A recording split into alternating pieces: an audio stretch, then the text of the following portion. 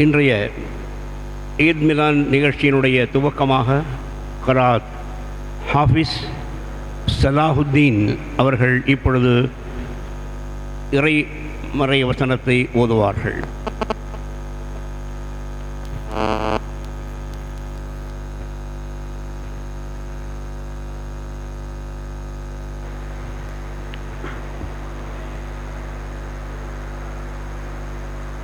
السلام عليكم ورحمة الله وبركاته. أعوذ بالله من الشيطان الرجيم. بسم الله الرحمن الرحيم. يا أيها الذين آمنوا لا يسخر قوم من قوم عسى أن يكونوا خيرا منهم ولا نساء من نساء عسى أن يكن خيرا منهم ولا تلمزوا أنفسكم ولا تنابزوا بالألقاب بئس الاسم الفسوق بعد الإيمان ومن لم يتب فأولئك هم الظالمون. يا أيها الذين آمنوا اجتنبوا كثيرا من الظن إن بعد الظن إثم ولا تجسسوا ولا يغتب بعضكم بعضا أيحب أحدكم أن يأكل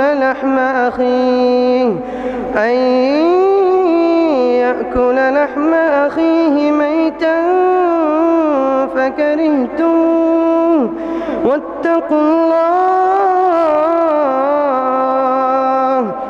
إن الله تواب رحيم. يا أيها الناس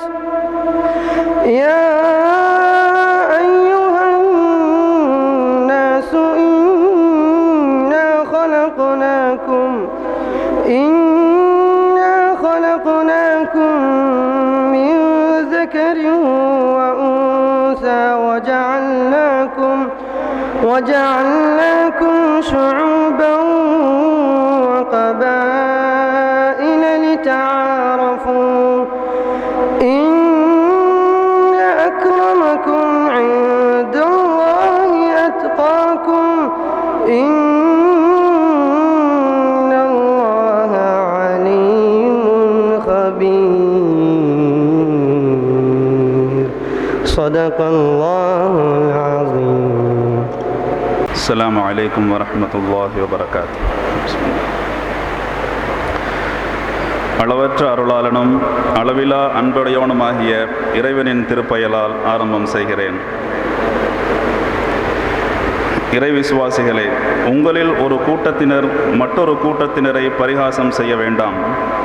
பரிகாசம் செய்யப்படும் அவர்கள் இவர்களை விட மிக்க மேலானவர்களாக இருக்கலாம். எந்த பெண்களும் மற்ற பெண்களை பரிகாசம் செய்ய வேண்டாம். பரிகாசம் செய்யப்படும் அப்பெண்கள் இப்பெண்களை விட மிக்க மேலானவராக இருக்கக்கூடும். உங்களிடையே குறை கூறிக்கொண்டு தெரியாதீர்கள். தீய புனைப்பெயர்களால் ஒருவருக்கொருவர் அழைத்து கொள்ளவும் வேண்டாம். ஈமான் கொண்ட பின்னர் தீய பெயரால் அழைப்பதானது மிக கேடுகட்டதாகும். மேலும் இவற்றிலிருந்து எவர்கள் தௌபா செய்து மீளவில்லையோ அவர்கள் தாம் அநியாயக்காரர்கள். இறை விசுவாசிகளே, நீங்கள் தவறான எண்ணங்களில் பெரும்பாலானவற்றை தவிர்த்து கொள்ளுங்கள். ஏனெனில் நிச்சயமாக எண்ணத்தில் சில பாவமாகும். பிறர் குறைகளை துருவி ஆராய்ந்து கொண்டிருக்காதீர்கள். உங்களில் சிலரை புறம் பேசவும் வேண்டாம். உங்களில் ஒருவர் தமது இறந்த சகோதரனின் மாமிசத்தை தின்ன விரும்புவாரா? இல்லை. அதை நீங்கள் வெறுப்பீர்கள். மேலும் இறைவனை அஞ்சிக் கொள்ளுங்கள். நிச்சயமாக இறைவன் பாவமீட்சியை ஏற்பவன், மிக கிருபையுடையவன். மனிதர்களே, நிச்சயமாக நாம் உங்களை ஓர் ஆண் ஓர் பெண்ணிலிருந்து படைத்தோம். மேலும் நீங்கள் ஒருவருக்கொருவர் அறிந்து கொள்வதற்காக உங்களை பல கிளையினராகவும் பல கோத்திரங்களாகவும் நாம் ஆக்கினோம். நிச்சயமாக இறைவனிடத்தில் உங்களில் கண்ணியம் பெற்றவர், உங்களில் மிக்க பயபக்தியுள்ளவர் தாம். நிச்சயமாக இறைவன் நன்கறிந்தவன், நன்கு உணர்பவன்.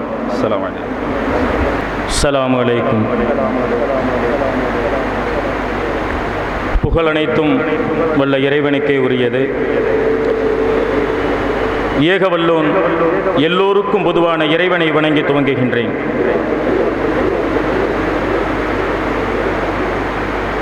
ஒரு மாபெரிய சகோதர சமயங்களினுடைய சங்கமமாக ஈத் மிலன் கமிட்டி தொடர்ந்து நடத்தி வருகின்ற இந்த பெருநாள் சந்திப்பு நிகழ்வினுடைய சிறப்பு அழைப்பாளர்கள், சுற்றுவட்டார கிராமங்களிலிருந்து வருகை புரிந்திருக்கின்ற பெரியோர்கள்,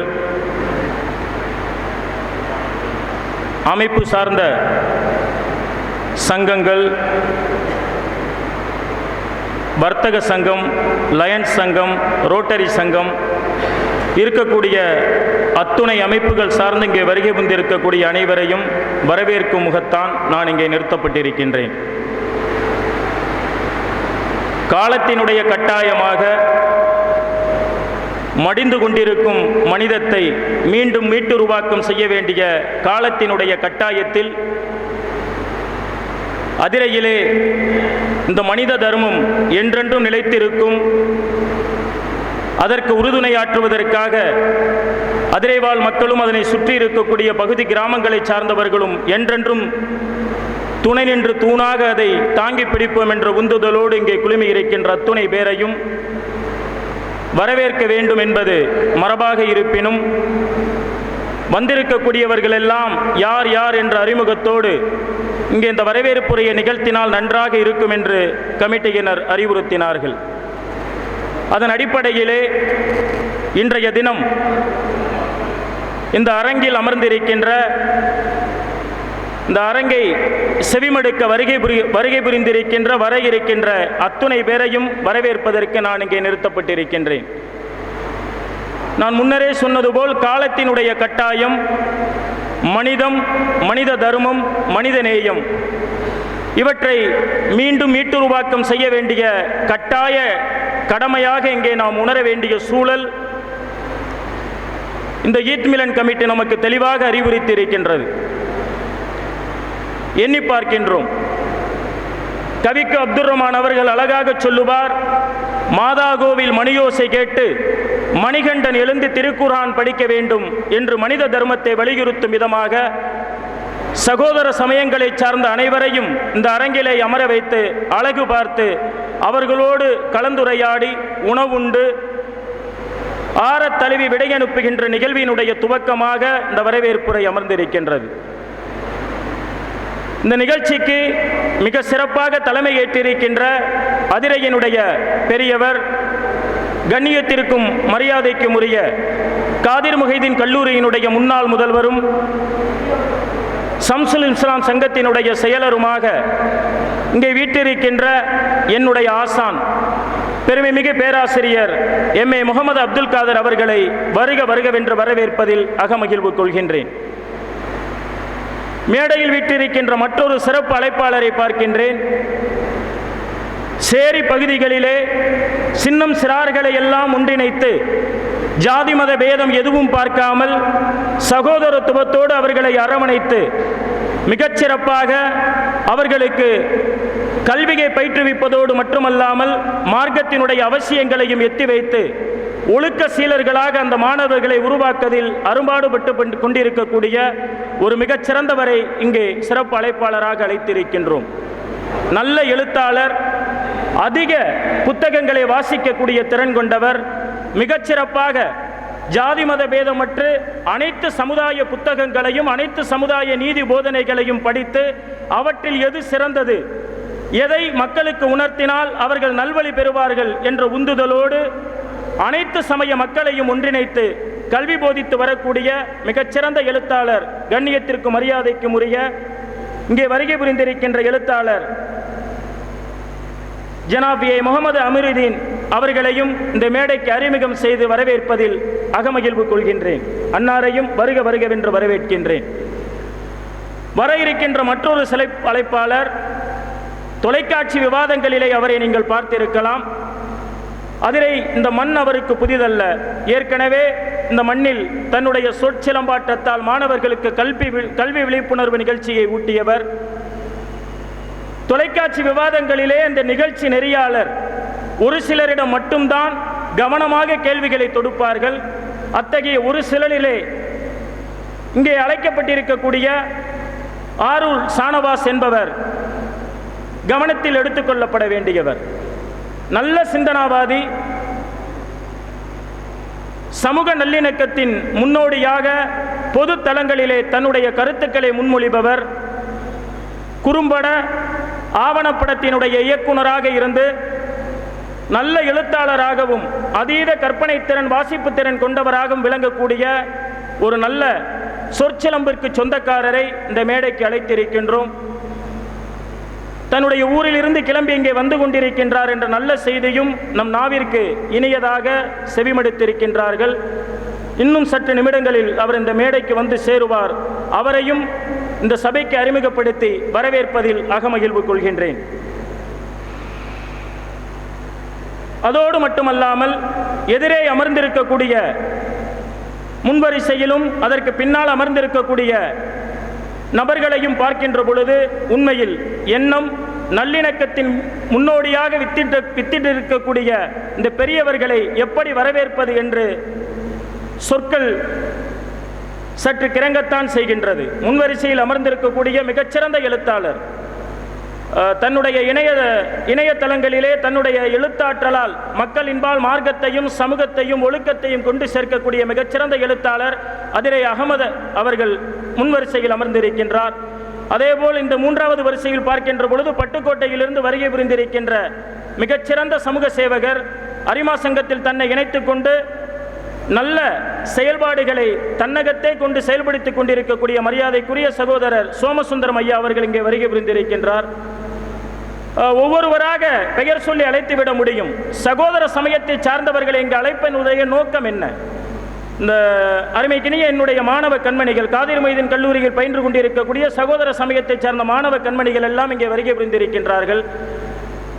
அதேபோல் நாம் அடுத்தடுத்த நிலைகளில் பார்க்கின்ற பொழுது எண்ணத்தினுடைய பிம்பமாக இங்கே நிகழ இருக்கின்ற இந்த சமூகத்திற்கு நாம் எதை செய்துவிட முடியும் என்பதை உன்னித்து பார்க்கின்ற பொழுது வந்திருக்கக்கூடிய அனைவரையும் வருக வருகவென்று வரவேற்று அமர்ந்து விடுவது சால சிறந்தது என்றாலும் ஒரு சில நிகழ்வுகளை இங்கே நினைவுறுத்தி செல்வதுதான் அதனினும் சிறந்தது என்று எண்ணத்தினுடைய வெளிப்பாடாக இருப்பதால் இங்கே இந்த நிகழ்வு ஏன் நிகழ்வுறுகிறது, அதற்கான அடித்தளமிட்டவர்களுடைய காரணம் என்ன என்பதை எல்லாம் இங்கே எண்ணி பார்க்கின்ற பொழுது அமர்ந்திருக்கவர்களிலே ஒவ்வொருவராக பார்க்கின்ற பொழுது இந்த 3-4 வரிசைகளில் அமர்ந்திருக்கக்கூடிய பெரியவர்களையும் மாணவர்களையும் பார்க்கின்ற பொழுது ஏதோ ஒரு மாற்றம் நிகழ்ந்து விடாதா என்று தங்களுடைய சிந்தையில் நிறுத்தி அமர்ந்திருப்பவர்களாக தெரிகிறது. பெரியவர் ஐயா பிச்சமுத்து பத்தர் அவர்கள் இங்கே வருகை புரிந்திருக்கின்றார்கள். அவர்களையும் வருக வருகவென்று வரவேற்பதில் அகமகிழ்வு கொள்கின்றோம். எண்ணி பார்க்கின்ற பொழுது இங்கே பத்திரிகையில் இருக்கின்ற பெயர்களுக்கு அப்பாற்பட்டு ஒவ்வொரு கிராமமாக அதற்கு தனித்தனி குழுக்களாக அமைத்து கிராமங்களை யார் சந்திப்பது, அரசு அதிகாரிகளையும் அலுவலர்களையும் யார் சந்திப்பது, கல்லூரி பேராசிரியர்கள் பள்ளி ஆசிரியர்களை யார் சந்திப்பது என்றெல்லாம் தனித்தனி குழுக்களை போட்டு அவர்களிடம் இந்த விழாவினுடைய நோக்கத்தை எடுத்து கூறி இங்கே அழைத்திருக்கின்ற இந்த ஈத் மிலன் கமிட்டியினரை எப்படி பாராட்டுவது என்பது தெரியவில்லை. அதன் அடிப்படையிலே ஒவ்வொருவராக இந்த மேடைக்கு அரங்கத்திற்கு வந்து கொண்டிருக்கின்றார்கள். அதிரையில் மிகச் சிறப்பாக தன்னுடைய பணியை நிறுவிக் கொண்டிருக்கின்ற தாமரங்கோட்டை சுகாதார மேற்பார்வையாளர் மரியாதைக்குரிய ஐயா அவர்கள் இங்கே வருகை புரிந்திருக்கின்றார்கள். விவேகானந்தன் அவர்களையும் அவர்களோடு வருகை புரிந்திருக்கின்ற இந்த பட்டுக்கோட்டை மற்றும் ராஜாமடம் அதிராம்பட்டினத்தில் சுகாதாரத்தை மேம்படுத்தி கொண்டிருக்கக்கூடிய அவருடைய குழுவினரையும் வருக வருகவென்று வரவேற்கின்றேன். அதேபோல் ஐயா விவேகானந்தன் அவர்களோடு உரையாடி கொண்டிருக்க பொழுது ஒரு செய்தியை சொன்னார்கள். நீங்கள் கண்டிப்பாக ஒரு நபரை அழைக்க வேண்டும் என்றார்கள். யார் அந்த நபர் என்று கேட்ட பொழுது, அருகில் இருக்கக்கூடிய தம்பிக்கோட்டையிலே ஒரு பிராமண வகுப்பை சார்ந்த ஒரு பெரியவர் இருக்கின்றார்.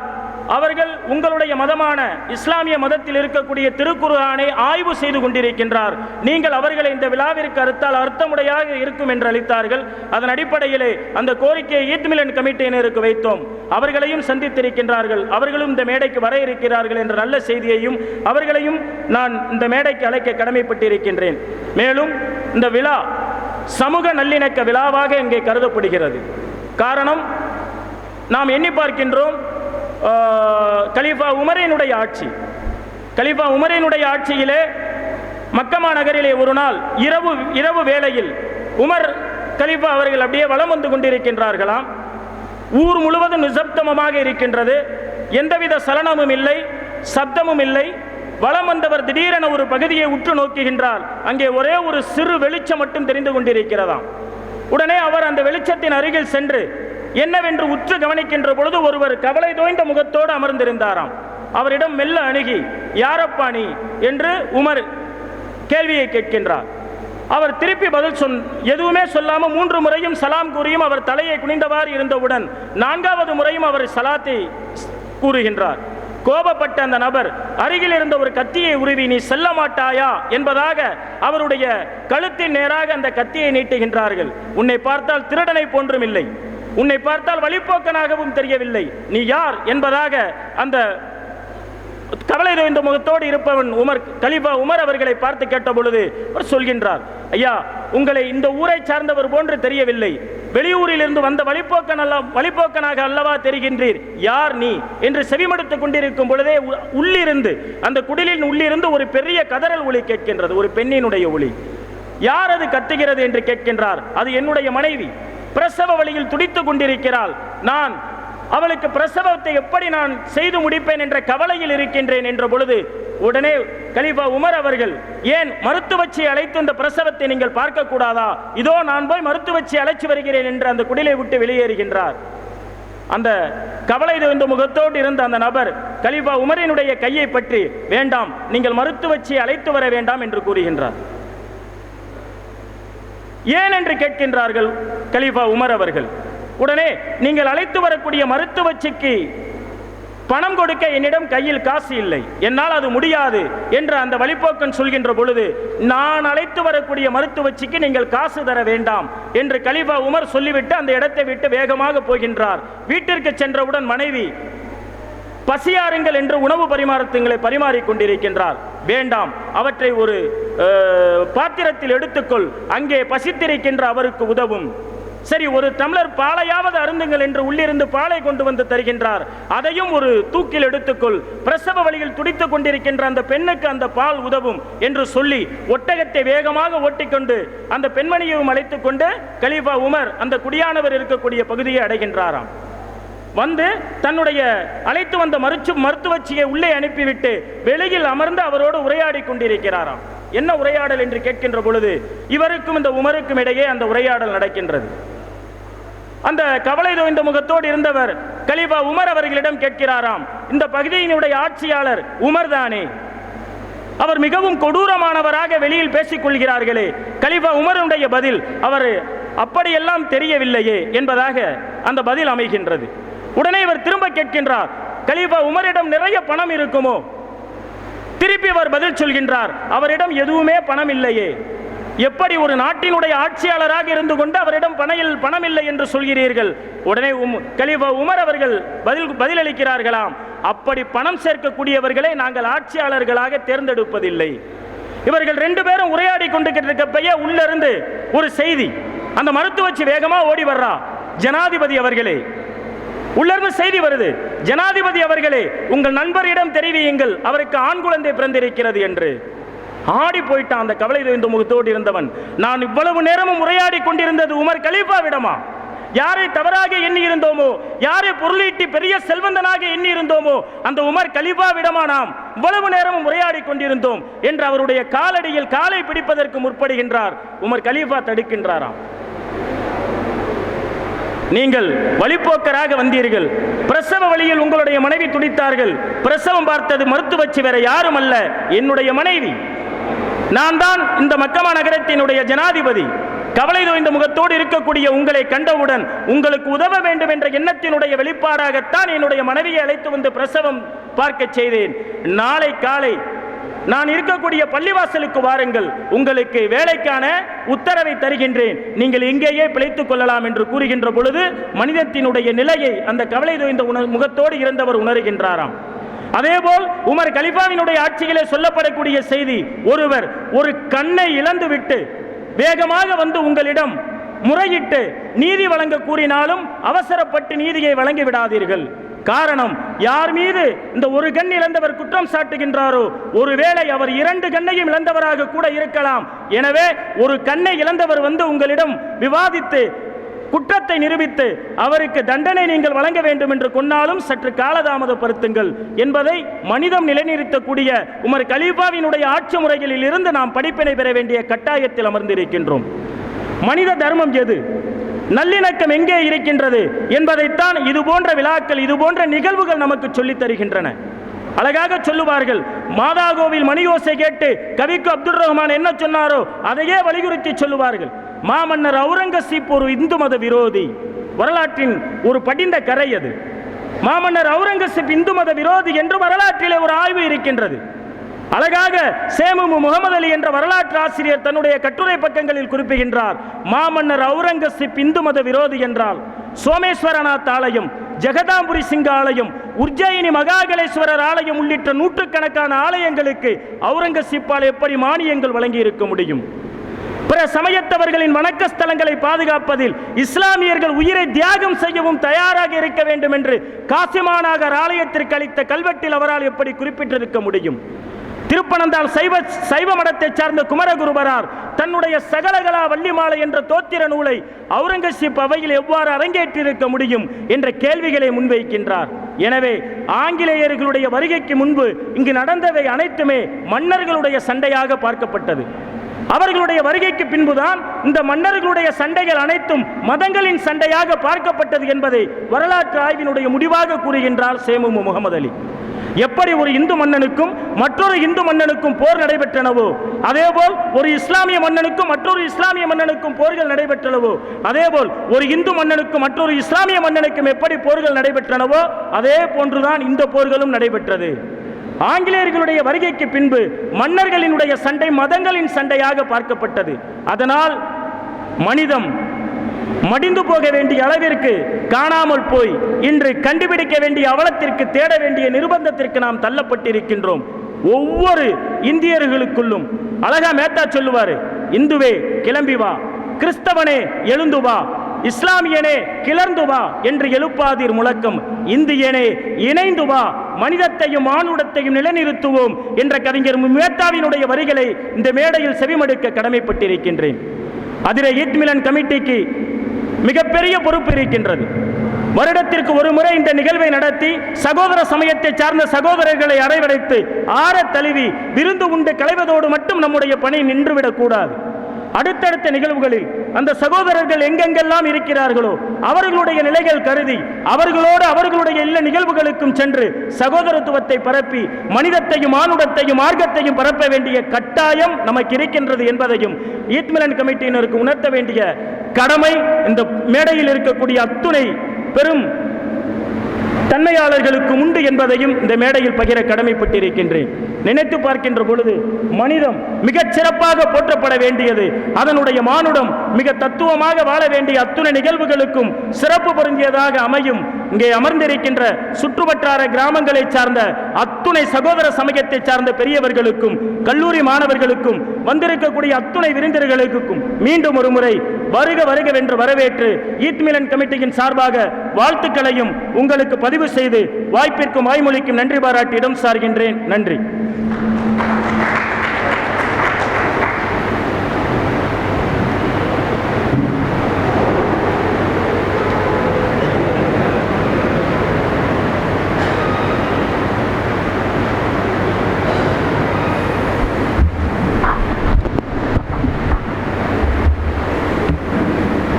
أعوذ بالله من الشيطان الرجيم بسم الله الرحمن الرحيم الحمد لله رب العالمين الرحمن الرحيم مالك يوم الدين إياك نعبد وإياك نستعين اهدنا الصراط المستقيم صراط الذين أنعمت عليهم غير المغضوب عليهم ولا الضالين آمين.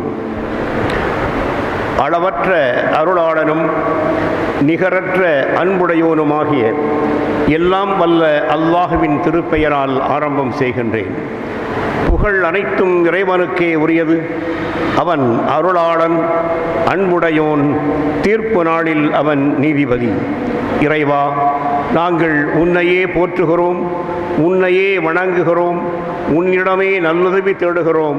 நீ எங்களுக்கு நேரான பாதையை காட்டி அருள்வாயாக. மரியாதைக்குரிய உலமா பெருமக்களே, சிறப்பு விருந்தினர்களாக வருகை புரிந்திருக்கக்கூடிய சகோதரர்களே, சிறப்பு அழைப்பாளர்களாக மேடையின் முன்னால் வீற்றிருக்கக்கூடிய கண்ணியத்திற்குரிய சகோதர சமயத்தினுடைய பெரியோர்களே, உள்ளூர் நண்பர்களே, இது ஈத் மிலான் கமிட்டியினுடைய பொறுப்பாளர்களே, உங்கள் அனைவருக்கும் இந்த இனிய முற்பகல் பொழுதில் என்னுடைய இதயம் கனிந்த சலாத்தினை முதற்கண் சமர்ப்பித்து மகிழ்கிறேன். அஸ்ஸலாமு அலைக்கும் வரஹ்மத்துல்லாஹி வபரகாத்துஹு. நம் அனைவரின் மீதும் சாந்தியும் சமாதானமும் உண்டாவதாக. இந்த ஈத் மிலான் நிகழ்ச்சி தொடர்ந்து 3வது ஆண்டாக இந்த ஆண்டில், அதுவும் அழகிய இந்த பவித்ரா திருமண மண்டபத்தில் தொடர்ந்து நடைபெற்று கொண்டிருக்கிறது. நண்பர்கள் ஒவ்வொரு ஆண்டும் விழாவிற்கான ஒரு தலைவரை தேர்ந்தெடுப்பார்கள். இந்த ஆண்டிலே தலைவரை தேர்ந்தெடுக்கிற போது நல்ல சிந்தனையோடு தேர்ந்தெடுத்திருக்கிறார்கள். எப்படி என்றால், இப்போ நடந்து முடிந்திருக்கிற இந்த பெருநாள், அதாவது தியாகத் திருநாள். தியாகத் திருநாள் என்றால் தன்னுடைய மகனையே இறைவனுக்காக அறுத்து பலியிடுவதற்கு முன் வந்த நபி இப்ராஹிம் அலைஹிஸ்ஸலாத்து வஸ்ஸலாம் அவர்களை நினைவு கூறுகின்ற ஒரு பெருநாள் இந்த பெருநாள். இப்பொழுது நமக்கு ஒரு தியாகம் செய்யக்கூடிய தலைவர் வேண்டும் என்று நினைத்த போது என்னை அவர்கள் தேர்ந்தெடுத்திருக்கிறார். தியாகம் என்றால் பெரிய தியாகம் அல்ல. பேச்சாளர்கள் எல்லாம் நேரத்தை விட்டுக் கொடுக்கவே மாட்டார். மைக்கு கிடைத்துவிட்டால் எவ்வளவு பேசலாமோ, எவ்வளவு தூரம் மக்கள் கேட்பார்களோ அவ்வளவு தூரம் பேசிக்கொண்டே இருக்கலாம் என்றுதான் பேச்சாளர்கள் நினைப்பார். ஆனால் என்னை தலைவராக நியமிக்கிற பொழுதே நண்பர்கள் கேட்டுக்கொண்டார்கள், கரெக்டாக நேரப்படி விழாவினை நடத்தி முடித்து தர வேண்டியது உங்களுடைய பொறுப்பு என்று பொறுப்பு சாட்டியிருக்கிறார். அந்த பொறுப்புக்காக எனக்காக தரப்பட்ட அரை மணி நேரத்தில் நான் ஒரு பெரிய தியாகத்தை அடுத்த நண்பர்களுக்காக செய்ய வேண்டியது இருக்கிறது.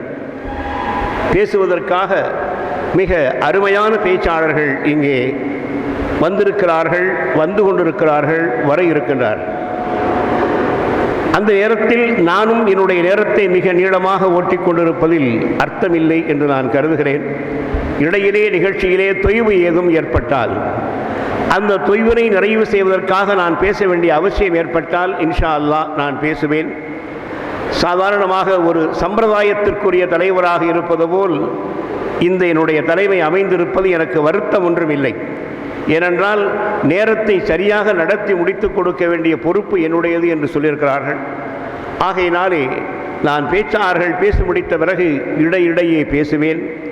இத்தோடு என்னுடைய தலைமை உரையை நான் முடித்துக்கொண்டு அடுத்தாற்போல் நம்மிடையே மிக விரிவாக, விளக்கமாக, தெளிவாக, ஆழ்ந்த சிந்தனை கருத்துக்களை வெளியிட்டிருக்கின்ற அன்பிற்குரிய சகோதரர் அமீருத்தீன் DME அவர்கள் இப்பொழுது உங்கள் முன்னாலே இந்த ஈத் மிலான் நிகழ்ச்சியினுடைய சொற்பொழிவினை நிகழ்த்துவார்கள். அஸ்ஸலாமு அலைக்கும் வரஹ்மத்துல்லாஹ்.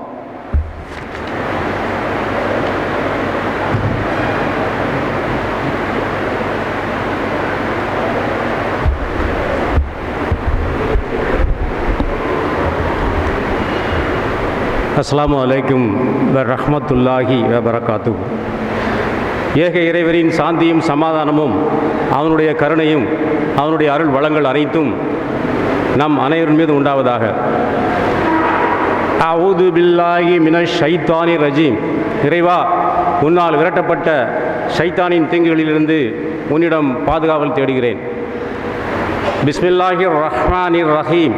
அளவற்ற அருளாளனும் நிகரற்ற அன்புடையனுமாகிய ஏக இறைவன் அல்லாஹுவின் திருப்பெயரால் என்னுடைய இந்த பேச்சை துவங்குகின்றேன். அல்ஹம்துலில்லாஹி ரப்பில் ஆலமீன். வானங்கள், பூமி, சூரியன், சந்திரன், அண்டசராசரங்கள், நட்சத்திரங்கள், மனிதர்கள் உள்ளிட்ட பூமியில் உள்ள சகல ஜீவராசிகள் அனைத்தையும் படைத்து வளர்த்து பரிபாலித்து வரும் ஏக இறைவனாகிய அல்லாஹுக்கே புகழ் அனைத்தும்.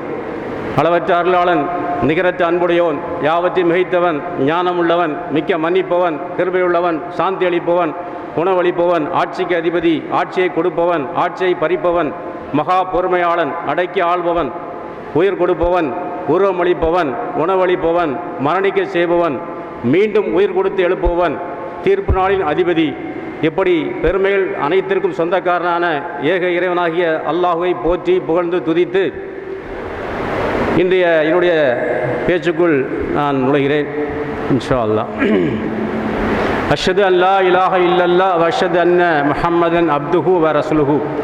வணக்கத்துக்குரிய அல்லாஹ் ஒருவனை தவிர வேறு எவரும் இல்லை. முஹம்மத் நபி ஸல்லல்லாஹு அலைஹி வஸல்லம் அவர்கள் அல்லாஹ்வுடைய அடிமை என்றும் அவனுடைய தூதர் என்றும் நான் சாட்சி கூறுகின்றேன். அன்புக்குரிய சகோதரர்களே, நம்மளையெல்லாம் கூட்டி உட்கார வச்சுக்கிட்டு அல்லாஹ் அல்லாஹ்னு பெருமையாக பேசிகிட்டு இருக்காங்களே. நம்ம இந்து சகோதரர்கள், கிறிஸ்தவ சகோதரர்களாக இருக்கோம், அவங்களுடைய கடவுளை அல்லாஹ்வை புகழ்ந்து பேசிக்கிட்டு இருக்காங்களே அப்படின்னு ஒரு சந்தேகம் வரலாம். இது நம்ம பெருநாள் சந்திப்பு நிகழ்ச்சி. இப்போ அல்லாஹ்னா யார் அப்படின்றத நம்ம விளக்கி சொல்ல கடமைப்பட்டுக்கிறோம். அல்லாஹ்ன்றது ஒரு அரபி வார்த்தை, அவ்வளோதான். அல்லாஹ்ன்ற அரபி வார்த்தைக்கு இப்போ தமிழில் ஒரு டம்ளரில் தண்ணி எடுத்துகிட்டு ஒரு தமிழர்கிட்ட கேட்டால், ஒரு தமிழன்கிட்ட கேட்டால் இது என்னதுன்னு கேட்டால் தண்ணீர்னு சொல்லுவார். ஒரு தெலுங்குக்காரர்கிட்ட கேட்டால் நீலுன்னு சொல்லுவார். ஒரு மலையாளியை கேட்டால் அவர் வள்ளம்னு சொல்லுவார். ஒரு கன்னடத்துக்காரர் கேட்டால் அவர் நீரு அப்படின்னு சொல்லுவார். ஒரு ஹிந்திக்காரரை கேட்டால் பாணின்னு சொல்லுவார். ஒரு இங்கிலீஷ்காரரை கேட்டால் வாட்டர்னு சொல்லுவார். விஷயம் ஒன்று தான், பொருள் ஒன்று தான். ஆனால் அவங்கவுங்க மொழியில் அதை சொல்கிறாங்க. நீருன்றாங்க, நீலுன்றாங்க, வெள்ளம்ன்றாங்க, பாணின்றாங்க, வாட்டர்ன்றாங்க, அவங்கவுங்க மொழியில் சொல்கிறாங்க. அதே மாதிரி இறைவன் ஒருவன். அவனை நம்ம தமிழில் இறைவன், கடவுள், ஆண்டவன் சொல்கிறோம். தெலுங்கில் தேவுடுன்றாங்க, கன்னடத்தில் தேவரு அல்லது சுவாமின்றாங்க, மலையாளத்தில் தெய்வம்ன்றாங்க, ஹிந்தியில் பகவான்றாங்க, அது மாதிரி பெங்காலியில் தாக்கூர் அப்படின்னு சொல்கிறாங்க, சிங்களத்துக்காரங்க தெய்யோன்றாங்க, அரபி மொழியில் அல்லான்னு சொல்கிறாங்க. அல்லான்னா இறைவன் அர்த்தம். நம்ம எல்லாம் இந்து, முஸ்லீம், கிறிஸ்தவர் உலகத்தில் இன்றைக்கி சுமார் 700 கோடி மக்கள் வாழ்கிறாங்க. 700 கோடி மக்களையும் படைத்த ஒரே இறைவன். அது அரபி மொழியில் அல்லான்றோம், தமிழில் இறைவன்றோம், அவ்வளோதான். ஒன்றே குலம் ஒருவனே தேவன்ற அந்த ஒரு பழமொழி தொன்று தொட்டு நம்ம தமிழ்நாட்டில் இருந்துக்கிட்டு இருக்கு. என்னை எழுத்தாளர்னு போட்டிருக்காங்க. எழுத்தாளர்னு உண்மைதான். ஒரு சில கட்டுரைகள்லாம் எழுதியிருக்கிறேன், ஒரு 4-5 பத்திரிகைகள் எழுதியிருக்கிறேன். ஆனால் நான் நிறைய படிப்பாளி, நிறைய புத்தகங்களை நியாயமான சிந்தனையோடு, நடுநிலை சிந்தனையோடு படிக்கக்கூடிய ஒரு முஸ்லீம் நான். முஸ்லீம் என்பதற்காக குர்ஆனை உயர்த்தியோ, மற்ற வேதங்களை தாழ்த்தியோ, அல்லது மற்ற புத்தகங்களை திருக்குறள் போன்ற புத்தகங்களையோ, அல்லது பெரியார் அவர் வெளியிட்ட கருத்துக்களையோ நான் முஸ்லீம் சார்ந்து நான் அதை வாசிக்க மாட்டேன், நடுநிலையோடு வாசிப்பேன். அப்படி என்ன தான் போட்டிருக்கு. முஸ்லீம்கள் எங்களுடைய வேதம் குர்ஆன் சொல்கிறாங்க, கிறிஸ்தவர்கள் தங்களுடைய வேதம் பைபிள் சொல்கிறாங்க, இந்துக்கள் அவங்களுடைய வேதம் பகவத்கீதைன்னு சொல்கிறாங்க, திருக்குறள் உலக பொதுமறைன்னு சொல்கிறாங்க, பெரியார் ஒரு கருத்தை சொல்கிறாரு. இப்போ எது சரியான கருத்து அல்லது எல்லாம் சரியா? இப்போ இது நடுநிலையோட ஆராய்ச்சி பார்த்துடணும் அப்படின்ட்டு நான் குர்ஆனை படிச்சிருக்கேன். ஆஸ் ஏ முஸ்லீம் நான் குர்ஆனை படிச்சிருக்கிறேன். அதில் இறைவன் ஒருவன் போட்டிருக்கு. இந்த கருத்து தான் மற்ற வேதங்கள் சொல்லுதா, இதுக்கு மாற்றமான கருத்து இருக்குதா அப்படின்னு ஒரு நடுநிலையோட ஆராய்ச்சி பண்ணி பார்த்தேன். முதல்ல குர்ஆனில் என்ன சொல்லப்பட்டுன்னு பார்ப்போம். குர்ஆன்றது அரபி வார்த்தைக்கு திரும்ப திரும்ப படிக்கக்கூடிய புத்தகம், அதாவது இறைவனுடைய கடைசி வேதம்னு பொருள். இந்த குர்ஆனில் இறைவனை பற்றி போட்டிருக்கு. குல்ஹு அல்லாஹு அஹத் அல்லாஹு சமத் லம் யலித் வலம் யூலத் வலம் யக்குல் லஹு குஃபுவன் அஹத். இது அரபி மொழியில் சொல்லப்பட்டது. அதுக்கு தமிழாக்கம் என்னன்னு சொன்னால், நபியை நீர் கூறுவீராக, இந்த உலக மக்களுக்கு எடுத்து சொல்லுங்கள், இறைவன் அவன் ஒருவன், அந்த இறைவன் எந்த தேவையும் மற்றவன், அவன் யாரையும் பெறவும் இல்லை, அவன் யாராலும் பெறப்படவும் இல்லை, அவனுக்கு நிகராக எவரும் இல்லை அப்படின்னு குர்ஆன் சொல்லுது. சரி இது குரான் நம்ம முஸ்லீம் நம்ம இதான் வேதம் சொல்லிகிட்டு இருக்கோம், சரி பைபிள் என்ன சொல்லுது அப்படின்னு பைபிளில் போய் பார்த்தா இந்த கருத்துக்கு கொஞ்சம் கூட மாற்றம் இல்லாத ஒரு கருத்து சொல்லப்பட்டிருக்கு. அதே கருத்து வேறு வார்த்தைகளில் சொல்லப்பட்டிருக்கு. பைபிளில் 1 தீமோத்தேயு 6வது அதிகாரம் 16 வசனத்தில் சொல்லப்பட்ட விஷயம் என்னன்னு சொன்னால், இறைவன் எப்படிப்பட்டவரா, கடவுள் அல்லது தேவன், காட் எப்படி வேணாலும் சொல்லிக்கலாம், அந்த இறைவன் ஒருவன். அந்த இறைவனை பற்றி சொல்லப்பட்டிருக்கு, ஒருவராய் சாவாமை உள்ளவரும் சேரக்கூடாத ஒளியில் வாசம் பண்ணுகிறவரும் மனுஷரில் ஒருவரும் கண்டிராதவரும் காணக்கூடாதவருமாய் இருக்கிறவர், அவருக்கே கனமும் நித்திய வல்லமை உண்டாயிருப்பதாக ஆமேன். பைபிள் சொல்லுது. குரான் சொன்னதுக்கு எந்த ஒரு ஊசி மனை அளவு கூட மாற்றம் கிடையாது. ஒருவராய் இறைவன் ஒருவன் தான். சாவாமை உள்ளவர், இறைவனுக்கு மரணம் கிடையாது. சாவாமை உள்ளவரும் சேரக்கூடாத ஒளியில் வாசம் பண்ணுகிறவரும். இந்துக்கள் வேதம் இறைவன் ஒளி பொருந்தியவன் சொல்லுது, பைபிள் சொல்லுது, குரான் சொல்லுது இறைவன் ஒளி பொருந்தியவன். அதில் மாற்று கருத்து கிடையாது. ஒருவராய் சாவாமை உள்ளவரும் சேரக்கூடாத ஒளியில் வாசம் பண்ணுகிறவரும் மனுஷரில் ஒருவரும் கண்டிராதவரும் காணக்கூடாதவருமாய் இருக்கிறவர், அவருக்கே கனமும் நித்திய வல்லமை உண்டாயிருப்பதாக ஆமேன். ஆக அதுக்கு குரான் சொன்ன கருத்துக்கு மாற்றம் இல்லை. சரி, பகவத்கீதை வாங்கி படித்தோன்னு நான் காசு கொடுத்து பகவத்கீதை வாங்கி நான் படித்தேன். அதில் தெளிவாக போட்டிருக்கு. பகவத்கீதையில் 10வது அத்தியாயத்தில் 3வது ஸ்லோகம். இங்கே யாரோ பிராமண சகோதரர் வந்திருக்காங்கன்னு சொன்னாங்க, சமஸ்கிருதம் தெரிஞ்சவங்க. அவங்கள்ட்ட கேட்டால் என்னோட அதிகமாக விளக்கம் கொடுப்பாங்க. அதில் நான் படித்த அந்த தமிழாக்கு என்ன போட்டிருக்காங்கன்னா, இறைவன் தன்னை பற்றி சொல்கிறான். எவன் என்னை பிறப்பெற்றவன், அனாதியானவன், உலகளுக்கெல்லாம் தலைவன் என்று தத்துவ ரீதியாக அறிகிறானோ மனிதர்களில் மிகவும் அறிவாளியானவன், பாவங்கள் அனைத்திலிருந்து விடுபடுகிறான். எவன் என்னை, பகவான் சொல்கிறாரு, மக்களை பார்த்து சொல்கிறாரு, எவன் என்னை பிறப்பற்றவன், இறைவனுக்கு பிறப்பு கிடையாது. அனாதியானவன், ஆதினா ஆரம்பம், அந்தம்னா முடிவு. அனாதினா சுத்தம் அசுத்தம், ஆதி அனாதி, தொடக்கம் இல்லாதவன் முடிவு இல்லாதவன். இறைவன் பகவான் தொடக்கமும் கிடையாது, அவருக்கு முடிவும் கிடையாது, என்று நிலையானவன். அந்த கருத்தான் குரானில் சொல்லப்பட்டிருக்கு. எவன் என்னை பிறப்பற்றவன், அனாதியானவன், உலகங்களுக்கெல்லாம் தலைவன். 7 வானங்கள், இந்த பூமி, சூரியன், சந்திரன், அண்டசராசரங்கள், நட்சத்திரங்கள், பூமி உள்ள சகல ஜீவராசிகளும் தலைவன் பகவான் இறைவன். உலகங்களுக்கெல்லாம் தலைவன் என்று தத்துவ ரீதியாக அறிகிறானோ, தத்துவம் என்றால் உள்ளதை உள்ளபடியே அறிவதற்கு பேர் தத்துவம். தத்துவ ரீதியாக அறிகிறானோ மனிதர்களில் மிகவும் அறிவாளியானவன், பாவங்கள் அனைத்திலிருந்து விடுபடுகிறான். பகவத்கீதை தெளிவாக சொல்லப்பட்டிருக்கு. இதே கருத்து குரானில் 8வது அத்தியாயத்தில் 38வது வசனம் சொல்லப்பட்டிருக்கு. நபிகள் நாயகத்தை பார்த்து அல்லாஹ் சொல்கிறான், நபியே நீர் கூறுவீராக, இறைவன் ஒருவன்றால் இந்த உண்மையை நிராகரிக்கக்கூடிய அந்த மக்கள்கிட்ட நீங்கள் போய் சொல்லுங்கள், உண்மையான ஏக இறைவன், ஒரே இறைவனாகிய என்னை அவங்க நேசிக்க ஆரம்பிச்சிட்டாங்கன்னா, என்னை வணங்க ஆரம்பிச்சிட்டாங்கன்னா, அந்த நிராகரிக்கை விட்டும் பல தெய்வ கொள்கையை விட்டும் இறைவன் ஒருவன் தான் அந்த பகவத்கீதை சொல்கிற, பைபிள் சொல்கிற, குரான் சொல்கிற, திருவள்ளுவர் சொல்கிற அந்த உண்மையை சத்தியத்தை ஏற்றுக்கொண்டார்கள் என்றால் அவர்கள் செய்த முந்தைய பாவங்கள் அவர்களுக்கு அழிக்கப்படும். இதே கருத்து தான் பகவத்கீதை சொல்லுது. சரி, அறிவற்றவர்களை பற்றி பகவத்கீதை சொல்லுது. நான் பகவத்கீதை ஆராய்ச்சி பண்ணியிருக்கேன். 7வது அத்தியாயத்தில் பகவத்கீதையில் 24வது ஸ்லோகம் அறிவற்றவர்களை பற்றி பகவத்கீதை சொல்லுது. அறிவற்றவர்கள் என்னுடைய இணையற்றதும் அழிவற்றதும் மேலானதுமான தன்மையை அறிந்து கொள்ளாமல் மனம், புலன்கள் இவற்றிற்கு அப்பாற்பட்டவனான சத் சித் ஆனந்தமயமான பரமாத்மாவனை என்னை மனிதனைப் போல பிறப்புள்ளவனாக கண்களால் காணக்கூடிய தோற்றத்தை அடைந்தவன் என்றுமே எண்ணுகிறார்கள் அந்த அறிவற்றவர்கள். பகவத்கீதை அழகாக சொல்லும். அறிவற்றவர்கள் என்னுடைய இணையற்றதும், இறைவனுக்கு இணையாக யாரும் கிடையாது.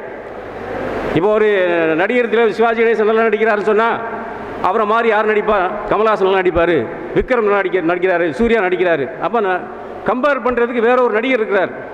சச்சின் டெண்டுல்கர் நல்லா பேட்டிங் பண்ணுறாரு, அவர் மாதிரியே டோனிங் அவரோட நல்லா பண்ணுவார். கம்பேர் பண்ணுறதுக்கு இன்னொரு கேரக்டர், இன்னொரு மனிதன் இருக்கிறான். இறைவனுக்கு இணையாக இன்னொரு இறைவன் கிடையாது. அதுதான் பகவத்கீதையும் சொல்லுது, குரானும் சொல்லுது, பைபிளும் சொல்லுது, இறைவனுக்கு இணையாக யாரும் கிடையாது. அந்த பகவத்கீதை சொல்லுது, அறிவற்றவர்கள் என்னுடைய இணையற்றதும், எனக்கு இணையாக யாருமே கிடையாது, நான் ஒருத்தன் தான் இறைவன். என்னுடைய இணையற்றதும் அழிவற்றதும், இறைவனுக்கு மரணம் கிடையாது, பகவானுக்கு மரணம் கிடையாது, அழிவற்றதும் மேலானதுமான தன்மையை அறிந்து கொள்ளாமல். என்ன மேலானதுமான தன்மை? இறைவன் பாவம் இல்லாதவன், பரிசுத்தமானவன். அரபி மொழியில் சுபஹானுல்லாம்பாங்க. சுபஹானுல்லான்னா இறைவானி மிகவும் பரிசுத்தமானவன். அதுதான் பகவத்கீதை சொல்லுது. மேலானதுமான தன்மையை அறிந்து கொள்ளாமல் மனம், புலன்கள், ஐம்புலனுக்கு அப்பாற்பட்டவனான சத் சித் ஆனந்தமயமான பரமாத்மாவனை என்னை அந்த அறிவற்றர்கள் எப்படி நினைக்கிறாங்க? மனிதனைப் போல பிறப்புள்ளவனாக கண்களால் காணக்கூடிய தோற்றத்தை அடைந்தவன் என்றுமே எண்ணுகிறார்கள் அந்த அறிவற்றர்கள். பகவத்கீதை சொல்லுது. குரானுக்கும் அந்த பைபிளில் சொல்லப்பட்டதுக்கும் பகவத்கீதை சொல்லப்பட்டதுக்கும் எந்த வித மாற்றம் இல்லை. இறைவனை பற்றி சரியான சொல் தான் சொல்லப்பட்டிருக்கு. சரி, திருவள்ளுவர் என்ன சொல்றார்? கற்றதனால் ஆய பயனென்கொல் வாலறிவன் நற்றால் தொழார் எனின். நீ உலகத்தில் எவ்வளோ கல்வி கட்டி என்ன பிரயோஜனப்பா? வாலறிவன் இறைவன், அவனுடைய நற்றால் அவளுடைய பாதைகளை நீ பணியவில்லை என்றால் நீ எவ்வளோ கல்வி கட்டி என்னப்பா பிரயோஜனம் அப்படின்னு திருவள்ளுவர் கேட்கிறார். கற்றதனால் ஆய பயனென்கொல் வாலறிவன் நற்றால் தொழார் எனின். அது இறைவனுடைய அந்த பாதங்களை அவங்க முஸ்லீம்களாக வந்து சஜிதான்னு சொல்லுவாங்க. நெற்றி நிலத்தில் படைத்த இறைவனை வணங்குற, இந்த பிரபஞ்சத்தை படைத்த அந்த ஏக இறைவனை நெற்றி நிலத்தில் வணங்குறதுக்கு அந்த பொசிஷனுக்கு பேர் அறிவுள்ள சஜிதா. அதுதான் அவர் திருவள்ளுவர் சொல்றாரு, கற்றதனால் ஆய பயனன்கொல் வாலறிவன் நற்றால் தொழார் எனின். அந்த இறைவனுடைய பாதங்களை படியவில்லை என்றால் நீ எவ்வளோதான் கல்வி கட்டி என்னப்பா பிரயோஜனம்? ஏன் அப்படி சொல்கிறாருன்னா, அதாவது மரணத்திற்கு பிறகு உள்ள ஒரு வாழ்க்கை சொர்க்கம் அல்லது நரகம். நீ சொர்க்கத்துக்கு போகணுன்னா நீ எவ்வளோதான் கல்வி கட்டாலும் உங்களுடைய கல்வியை கொண்டு நீ சொர்க்கத்துக்கு போக முடியாது. படைத்த இறைவனுக்கு படிந்தால் நீ சொர்க்கத்துக்கு போகணும். அந்த படைத்த இறைவனுக்கு கட்டுப்பட்டு நடந்தால் நீ சொர்க்கம் செல்லலாம். கட்டுப்படுதல்ன்ற அந்த தமிழ் வார்த்தைக்கு அரபி வார்த்தை தான் இஸ்லாம். அடிபணிதல் மூலம் இறைவனிடந்து சாந்தியும் சமாதானமும் பெறுதல். இதெல்லாம் நான் கம்பேர் பண்ணி பார்க்குறேன். கட்டுப்பட்டவன் அப்படின்ற தமிழ் வார்த்தைக்கு அரபி வார்த்தை தான். கட்டுப்பட்டவன்ற அந்த தமிழ் அந்த வார்த்தைக்கு அரபி வார்த்தை தான் முஸ்லீம்ன்ற அரபி வார்த்தை. அவனுடைய தமிழாக்கம் என்னென்னா கீழ்ப்படிந்தவன். யாருக்கு? பகவானுக்கு, இறைவனுக்கு கீழ்ப்படிந்தவன். முஸ்லீம்ன்றது என்னமோ அது தமிழ் வார்த்தை கிடையாது. முஸ்லீம்னா கட்டுப்பட்டவன், கீழ்ப்படிந்தவன். யாருக்கு? படைத்த இறைவனுக்கு, பகவானுக்கு, கடவுளுக்கு, காடுக்கு, இறைவனுக்கு. ஆக தெளிவார். திருவள்ளுவர் மேலும் சொல்றார், தனக்கு ஊமை இல்லாதான் தாழ் சேர்ந்தாருக்கு அல்லால் மனக்கவலை மாற்றல் இருக்கு. தனக்கு ஊமே இல்லாதவன் இறைவன்.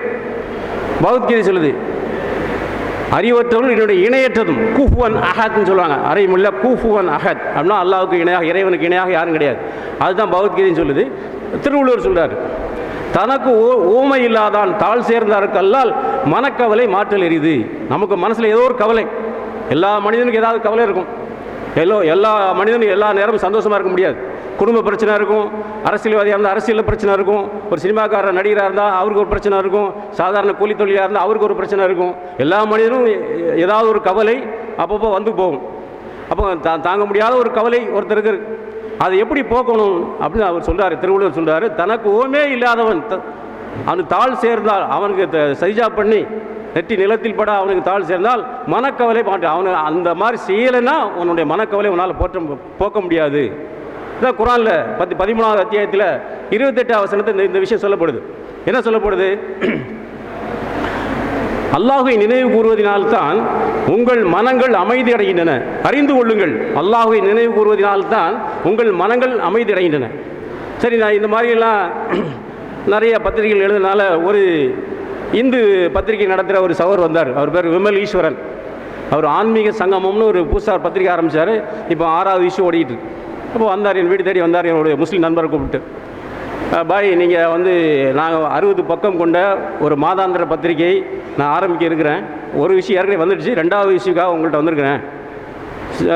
சார் நீங்கள் இந்துக்கள் ஆன்மீக பத்திரிகை நடத்துகிறீங்க, நான் ஒரு முஸ்லீம், நான் என்ன போய் எழுதுறது? இல்லை உங்களை பற்றி நான் கேள்விப்பட்டிருக்கேன்.